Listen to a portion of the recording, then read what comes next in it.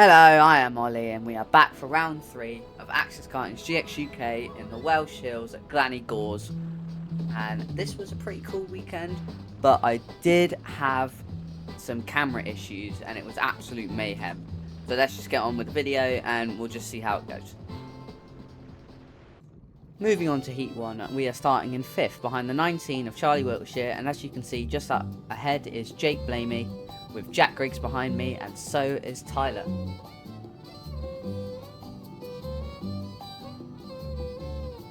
And here we go, just about across the start-finish straight to start the race.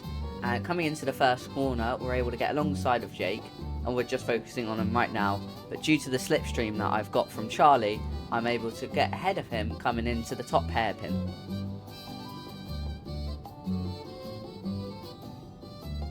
Into the corner, you can see Charlie go for a bit of a dodgy move on the 40 right there, but is able to get into second, and that puts me in third, which is very good considering I need these championship points after what happened at Wilson Mill. I'm not going to let you sit through all this boring stuff that happens as the front two just get away from me, but you're about to see something absolutely crazy and you won't believe what's about to happen. As coming into the top corner, just about, the camera dies. So we aren't able to finish the rest of the race, but what I did do is I completely mucked up the rest of the race, lost 3 places, and ended up crashing into Tyler on the final lap. I'm still sorry about that, Tyler. Moving on to Heat 2, I'm starting in 20th behind, again, Charlie, Jake, and I'm in front of Jack and Tyler. 77 is also there, which I apologise because I forgot to say about them in the last heat.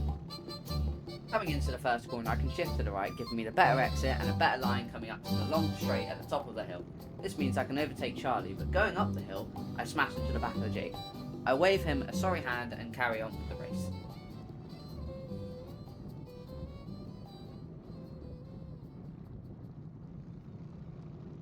Coming out the top corner, I can see that the 20, 11 and the D2 of Sam have had a tangle together. Now this put Sam in last place by the end of lap 1, but he was able to make up a ton of places and ultimately finish 19th from going down to 33rd, which is really good going. Coming into the S's, that Jake is able to get around the outside of the 84 and overtake him, which is an incredible overtake in my opinion. I also tried to go down the inside of the 84, but it doesn't quite work, so he's able to stay ahead of me for another lap or 2. I'll speed this bit up as it's mainly the 84 being able to defend me whilst also trying to get past Jake at the same time. Into the same corner, the 84 gets past Jake, and so do I, but he's able to get the switch back on me, meaning that Charlie, Jack and Jake are able to get by me coming onto the straight.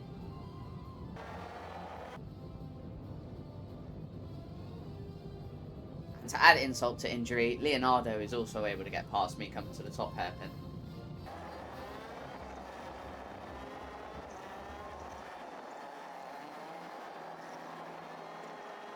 However, I have the inside line coming onto the straight, and through the bump drafting from the person behind me, I'm able to get back past Leonardo, coming up into the same corner where he overtook me just a lap earlier.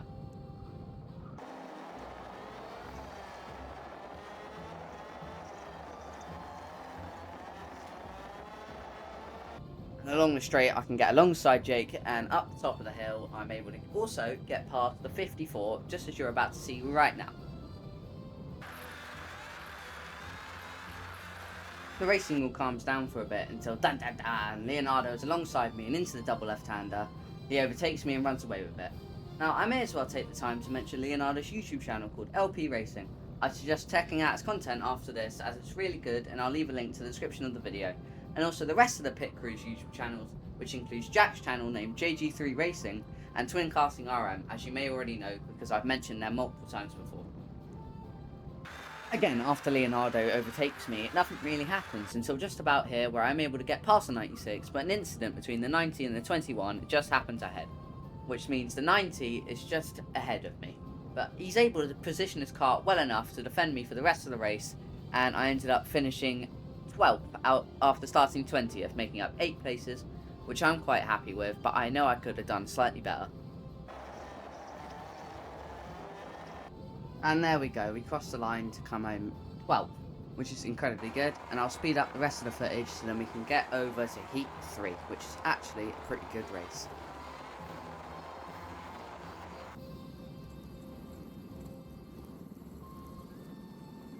Moving on to Heat 3, I'm yet again starting 20th behind the 77 with the 54 alongside me. Coming out the start, I'm able to get past the 20 and the 31, and along the straight, the 57 and the 77 have a little bit of a tangle, which causes the 31 to go off the track, and a bunch of pile-ups happen in the back, but I'm able to get past Jack coming into the top hairpin. So I thought, as he's able to hang it round the outside, get past me coming into that little left-hander. Jake gets alongside me, isn't quite able to do it, so he slots back behind me, and we work together and make our way through the pack. Coming into the double left-hander, the 16 gets a bit sideways after hitting a loose patch of water, which means he spins out, I gain the place, and I'm just behind Tyler again. Coming out the top hairpin, something crazy happens. My GoPro ends up falling under my Nassau panel, meaning that you'll see the side of my car for the rest of the race. And I'm not trying to have you guys do that, because that would be a bit boring. But it ultimately falls off, and I'm not trying to have you guys see my private, so I've just faced it at the gas tank. And I'll skip to the final now. We start the final in 8th place with the 50 of Aidan McGowan just beside us, and a D plate of Sam Blamey, along with the M plate of Angus Langley just ahead of us. We cross the line and go racing as we end up going round the outside of Aidan, and is able to use Sam's slipstream to get alongside Angus and ultimately get past him coming up into the top. As we thought, as their slipstream is much better than ours. I don't know why my camera is looking like that, but that doesn't really matter. And I can get around the outside of Aidan coming into the top of this corner, meaning that I have the inside line for turn 3 and I can get past him.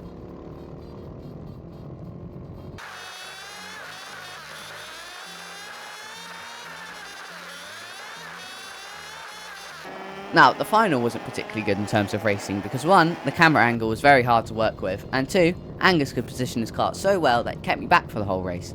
Now, at this point, you may think that the camera looks like it's had one too many to drink and looks rather drunk.